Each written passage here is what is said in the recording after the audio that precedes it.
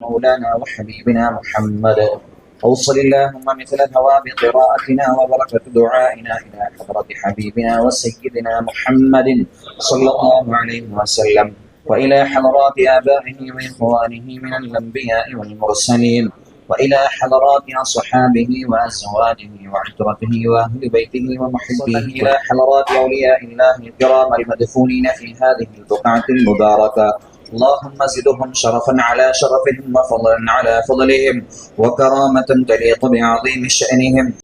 ഉദ്ഘാടന കർമ്മം ബഹുമാനപ്പെട്ട ജമാഅത്ത് പ്രസിഡന്റ് ഹാജി എസ് മുഹമ്മദ് ഫുവാദ് സാഹിബ് അവർ, ബഹുമാനനായ ചീഫ് ഇമാം അവർക്ക്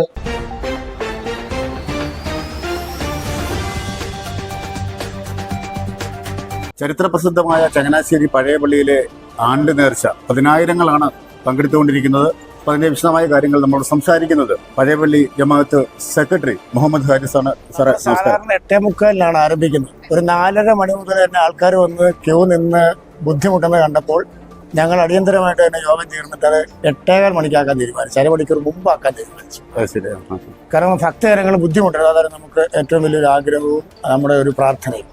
അതുകൊണ്ട് 8:15 തന്നെ തുടങ്ങി. ഇപ്പോഴും അത് ഈ സമയത്തും അതിൻ്റെ ആ ക്യൂ ഇങ്ങനെ നിരന്തരമായി പോയിക്കൊണ്ടിരിക്കുകയാണ്. നമ്മൾ പ്രതീക്ഷയേക്കാൾ ഒരു തിരക്കാണ് ഇത്തവണ അനുഭവപ്പെട്ടിട്ടുള്ളത്. ഇന്നലെ ഇതുമായിട്ട് ബന്ധപ്പെട്ട പ്രാർത്ഥനാ ചടങ്ങുകളൊക്കെ രാത്രിയിൽ പഴയപള്ളി വെച്ചുണ്ടായിരുന്നു.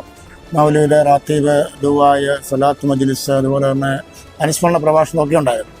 നമ്മുടെ പള്ളിയിലുള്ള ഏതാണ്ട് 12ഓളം ഉസ്താദന്മാർ പങ്കെടുത്തുകൊണ്ടുള്ള ബൃഹത്തായ ഒരു പ്രാർത്ഥനാ ചടങ്ങായിരുന്നു അത്.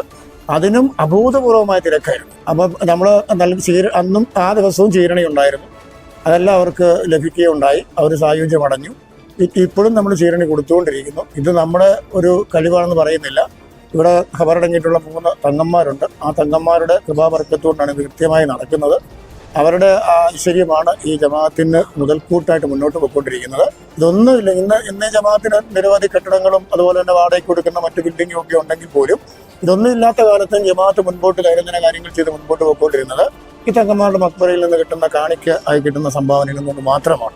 അതുകൊണ്ട് തന്നെ ആ 3 മഹാന്മാരുടെയും മരണദിനം നമ്മൾ വിശ്വാസപൂർവ്വം ഭക്തിയോടെ ആചരിക്കേണ്ടത് ഒരു ജമാഅത്ത് പരിപാലന സമിതിയുടെ കടമയാണെന്ന് കണ്ടിട്ടാണ് നമ്മൾ ആചരിച്ചുകൊണ്ടിരിക്കുന്നത്. അതിനകത്ത് കർത്തവ്യങ്ങൾ എന്ന് പറയുന്ന കുപ്പ അടങ്ങിയതിന് ശേഷമാണ് ഇവിടെ ഈ ആണ്ടടിയന്തരം തുടങ്ങിയത്. അതുകൊണ്ടാണ് നമ്മൾ നോട്ടീസിലും മറ്റും ഇത്ര വർഷമാണ് ഈ ചടങ്ങ് നടക്കുന്നതെന്ന് കാണിക്കാത്തത്.